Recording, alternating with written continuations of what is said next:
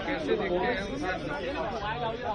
देखिए, हमारे भारत के इतिहास में हमारे सिख गुरुओं ने दिया हुआ जो बलिदान है वो अविस्मरणीय इस प्रकार का बलिदान है।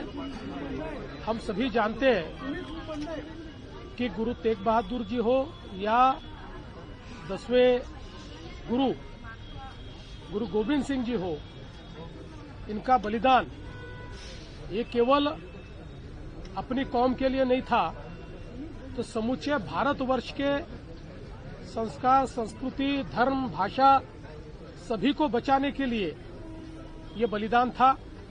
और विशेष रूप से गुरु गोविंद सिंह जी, इनके तो पूरे परिवार का बलिदान हुआ और उनके 6 साल के और 9 साल के साहिबजादे फतेह सिंह जी और जोरावर सिंह जी, इनको उस समय मुगलों ने दीवारों में चुनवा दिया, लेकिन बावजूद उसके अपने कार्य को कभी भी उन्होंने अधूरा नहीं छोड़ा और अंत तक उन्होंने हम सबकी रक्षा की।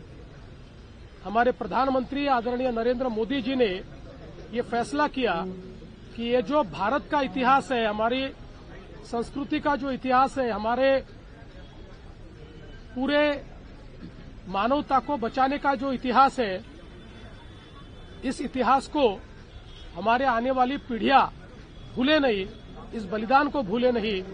इसलिए 26 दिसंबर को वीर बाल दिवस के रूप में इसको मनाने का फैसला हुआ। आज यहां गुरुद्वारे में आकर मैंने गुरु ग्रंथ साहिब के सामने अपना शीश नमन किया और उसके बाद हमारे साहिबजादों को भी यहां पर आदरांजलि अर्पित करने का काम हमने किया है। और मुझे लगता है कि हम लोगों को ये इतिहास याद रखना होगा, क्योंकि वो थे इसलिए आज हम हैं।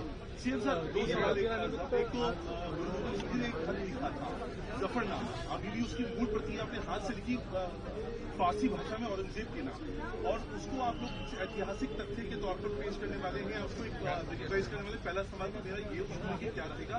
दूसरा, बांग्लादेश में जो हो रहा है हिंदुओं के बारे में, उसको लेकर मेरा एक सवाल है। देखिए, जफरनामा एक ऐसा इतिहास है कि जो एक और मुगलों के अत्याचारों को परिभाषित करता है, वहीं उसका कितनी शालीनता के साथ, लेकिन कितनी कड़ाई के साथ गुरुजी ने प्रतिवाद किया, इसका भी वो एक बहुत ही ऐतिहासिक इस प्रकार का दस्तावेज है। और मुझे ऐसा लगता है कि निश्चित ही हमारे स्वर्णिम इतिहास को हमारे सामने लाने का काम उसके माध्यम से हो रहा है।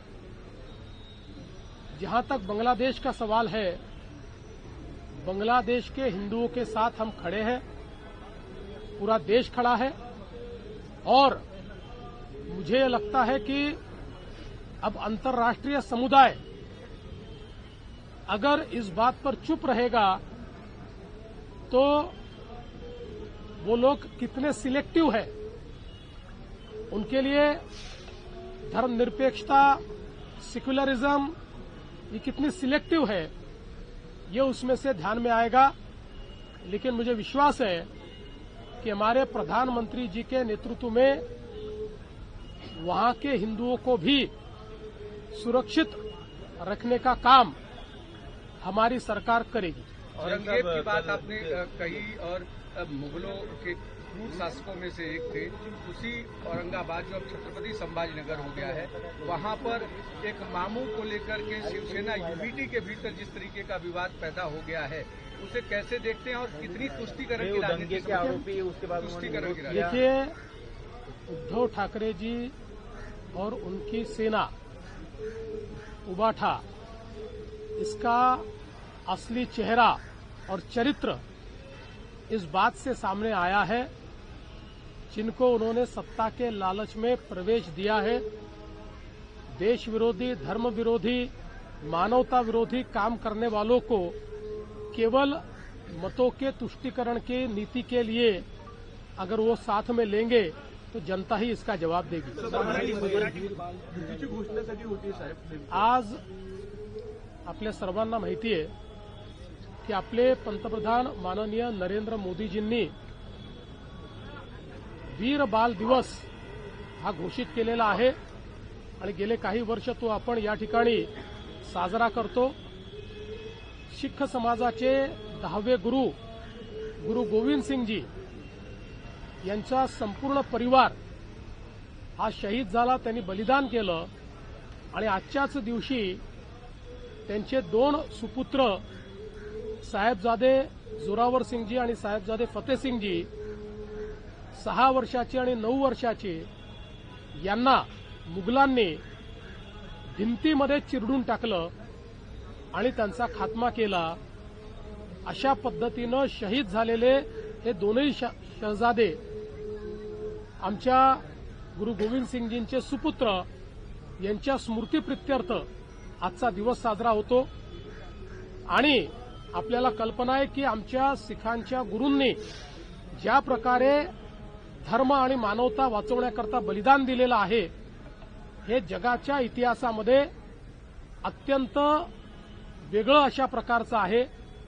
त्यांच्या बलिदानामुळेच आज आपण सगळे हा दिवस बघू शकतो आणि म्हणून अशा आपल्या देशामध्ये देशाच्या संस्कृतीकरता धर्माकरता ज्यांनी बलिदान दिलं अशांची आठवण ठेवणं आणि त्यांना नमन करणं हे महत्वाचं आहे। म्हणूनच आज मी या ठिकाणी गुरुद्वारात आलो। गुरु ग्रंथ साहिब यांच्यासमोर मी त्या ठिकाणी नमन केलेलं आहे आणि दोन्ही शहीद सुपुत्रांना त्या ठिकाणी मी श्रद्धांजली अर्पण केली। सर, पण दुसरीकडे संभाजीनगरमध्ये पाहतोय आपण दंगलीसारखे गंभीर गुन्ह्यांच्या राशीद मामूंना ठाकरे गट प्रवेश देतोय, एकीकडे आपण बाल दिवस साजरा करतोय। कुठल्या बाजूला महाराष्ट्र चाललाय अशा वेळेला? मला अतिशय दुःख आहे की हिंदू हृदय सम्राट शिवसेना प्रमुख बाळासाहेब ठाकरेंच्या सुपुत्रांनी या ठिकाणी अशा पद्धतीनं मतांचं लांगुल चालन करण्याकरता अशा व्यक्तीला प्रवेश दिलेला आहे। यातनं त्यांचं चरित्र आणि त्यांची दिशा ही स्पष्ट होते आहे। त्यांना आता लांगुल चालन करायचं आहे, विशिष्ट लोकांचे जोडे चाटायचे आहेत आणि त्यातनं मतं मिळवायची आहेत। पण जनता हे बघते आहे, देशप्रेमी देशभक्त आणि राष्ट्रवादी लोक हे पाहतायत, त्यामुळे याचं नुकसान त्यांना सहन करावंच लागेल। युतीची घोषणा नेमकी कधी होणार आहे? जागा वाटपाचं काही ठरलंय का? आम्हाला घोषणा करण्याची आवश्यकता नाही, आम्ही एकत्रच आहोत। ते वेगवेगळे होते, पुतीन आणि झेलेन्स्की एकत्र आले तर युती करावी लागते, त्यामुळे त्यांनी ती एकत्रित येऊन केली। पण त्यांनी काय केलं हे माहितीच नाही, केली म्हणतात पण जागा घोषित केला नाही। आमचं नीट चाललेलं आहे, सगळं झालं की तुम्हाला सांगून देऊ। आमची युती आहेच, आता जागा वाटपच तुम्हाला सांगायचं। या नवपालिकांच्या मुद्द्यावरून भाजप राष्ट्रवादीमध्ये युती होणार नाही असं स्पष्ट करण्यात आलं। त्यांचा स्टार प्रचारकाची यादीत समावेश करण्यात आलाय।